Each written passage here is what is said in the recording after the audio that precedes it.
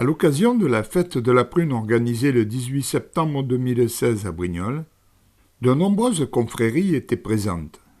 Parmi elles, la confrérie de la Pistole, présidée par Violaine Champagnac, et l'association de la prune de Brignoles, présidée par Marc Richard. Tout au long de la journée, ces deux associations ont fait partager aux visiteurs leur passion pour ce fruit local.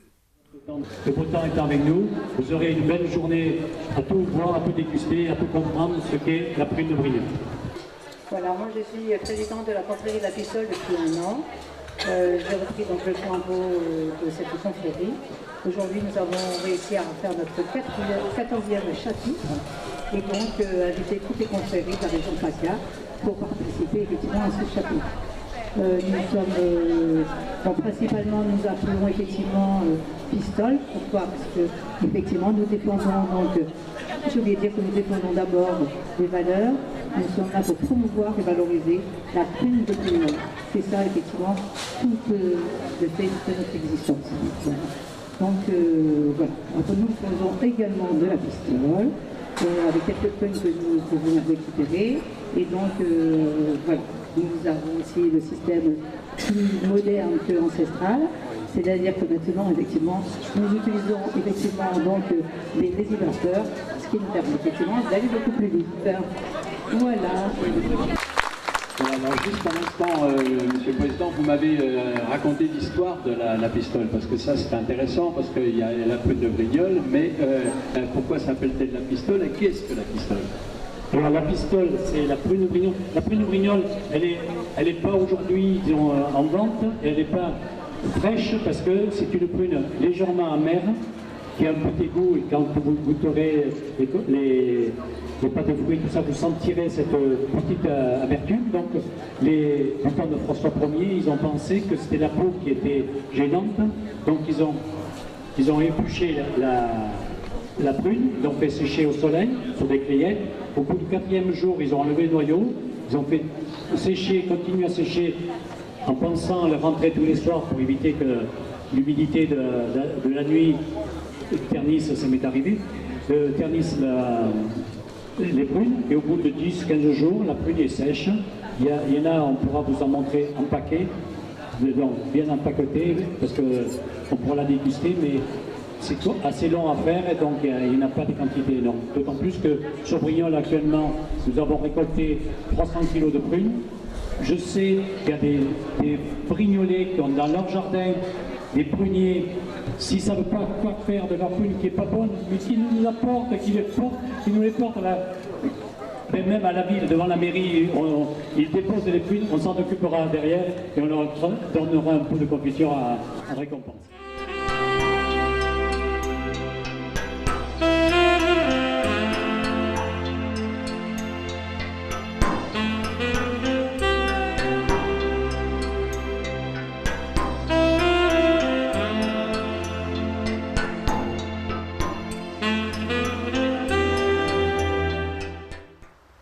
L'arbre bénéficie d'une floraison tardive le mettant à l'abri des dernières gelées de printemps. Du fait, sa production est abondante. Le fruit est petit, rond, de couleur noire, reflet rougeâtre. Sa chair jaune orangée est très sucrée. Le noyau n'est pas solidaire de celle-ci. Après 8 jours de séchage, ce dernier est facilement chassé du fruit. La pistole est alors aplatie et arrondie. Son séchage va se poursuivre. Le fruit est régulièrement tourné.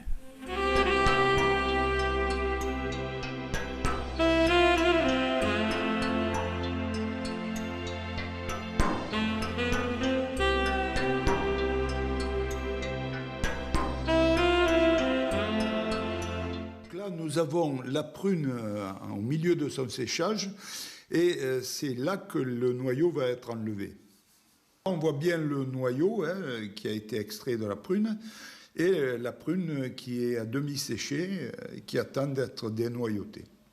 Là, nous avons la prune séchée complètement, donc le noyau lui a disparu à mi-séchage.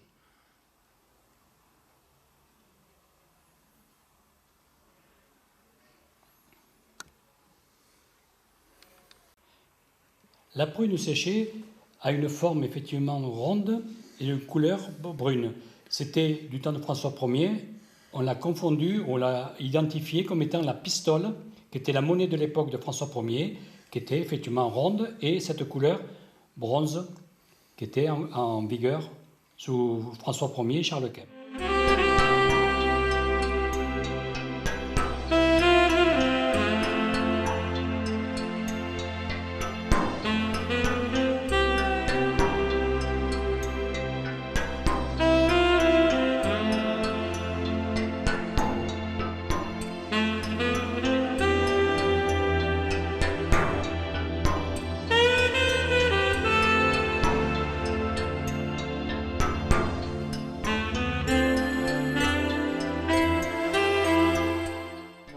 On a la confiture de prunes de Brignoles et actuellement à la cuisson il y en a environ Combien de kilos 8 kilos. Voilà, donc la cuisson est très lente, ça dure combien? 6 heures? 3 heures? Oui, à peu près. À peu près voilà. 3 heures. Ça, c'est pas un noyau, c'est un morceau de prune. Et là, on voit le morceau de prune qui ne bougeait plus.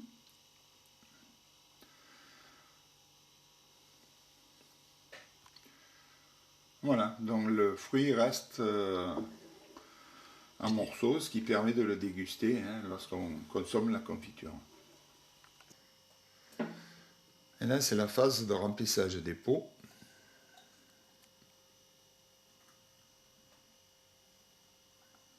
Tu veux une cuillère? Plastique, non, petite. Voilà, et tout s'achève par la dégustation. Le technicien qualité valide. Alors, elle est bonne? Très bonne.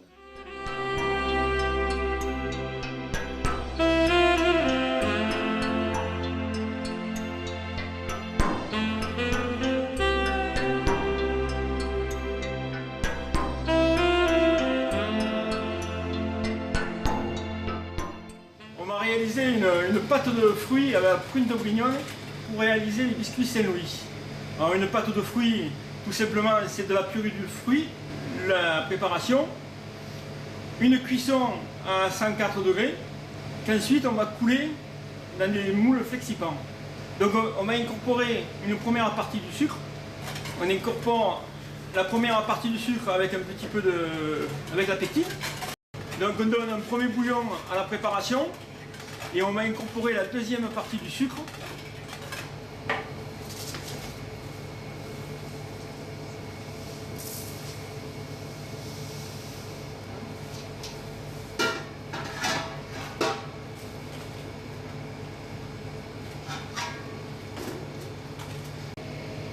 À 104 degrés, on va rajouter l'acide citrique pour permettre à la pectine du fruit de gélifier plus facilement. Et ensuite, on arrête la cuisson avec un petit peu d'alcool de prune qu'on va mettre pour arrêter la cuisson.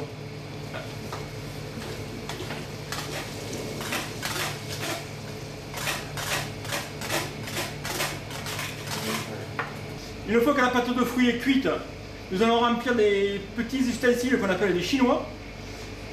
Et cela va servir à couler dans les moules en flexipant. Et on va laisser refroidir 24 heures. Le chinois est une ustensile bien pratique qui nous permet de mettre une quantité bien précise à l'intérieur des moules flexipants. On a réalisé 480 intérieurs pâte de fruits prunes de Brignoles avec au départ 3,5 kg de prunes de Brignoles fournies par l'association qui chaque année cueille et redistribue aux professionnels pour la fabrication de diverses réalisations.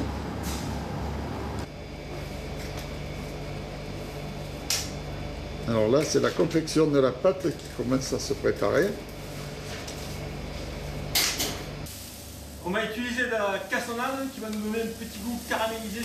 Alors on utilise une farine issue de l'agriculture biologique qui est fabriquée à Brasse. Et c'est une farine qui est préparée au jour le jour, qui donne une saveur exceptionnelle à ce produit. On ajoute de la levure chimique à la préparation pour rendre le biscuit un peu plus croustillant à la cuisson. Quelques grammes de sel qui va servir d'exhausteur de goût. On va mélanger le beurre et le sucre. Lorsqu'on a crémé le mélange beurre-sucre, on ajoute les œufs dans la préparation.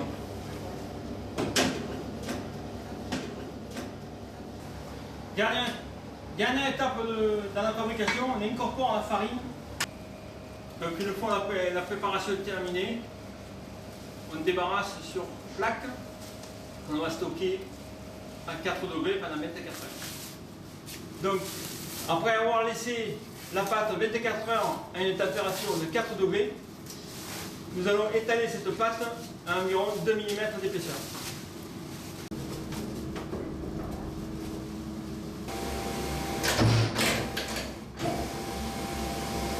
Le biscuit Saint-Louis a la particularité d'être personnalisé. Donc on détaille des disques de pâte très fins qu'on va poser sur la personnalisation qui est sur le papier cuisson.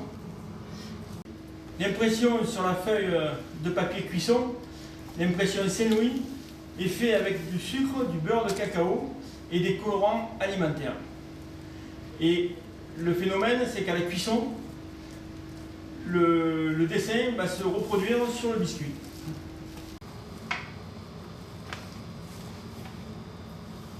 Donc, on dispose sur ce disque de pâte la pâte de fruits qui a été réalisée hier.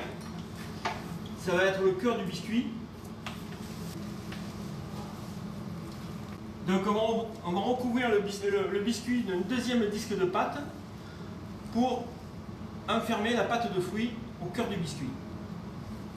Pour avoir un biscuit bien régulier, nous allons mettre des cercles autour des disques de pâte qui ont été préalablement découpés. Et ensuite, on passera à la cuisson.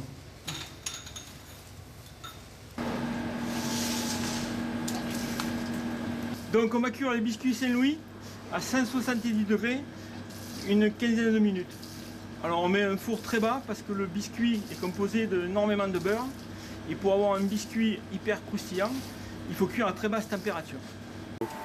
À mi-cuisson, on tourne les plaques pour avoir une cuisson très régulière et un biscuit bien doré.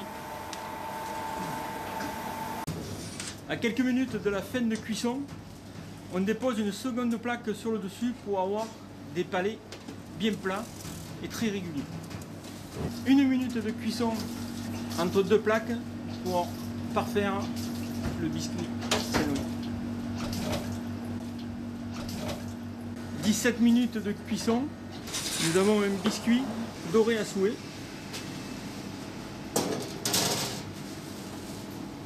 L'étape de démoulage, on a un biscuit bien doré avec Saint-Louis marqué sur le dessus.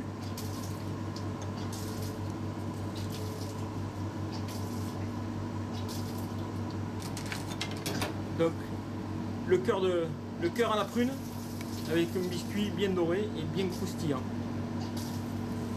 Le biscuit Saint-Louis est décliné selon les saisons. On a au mois de mars avec le citron de Menton, au mois de mai avec la fraise de Brignoles, au mois d'août avec la prune de Brignoles.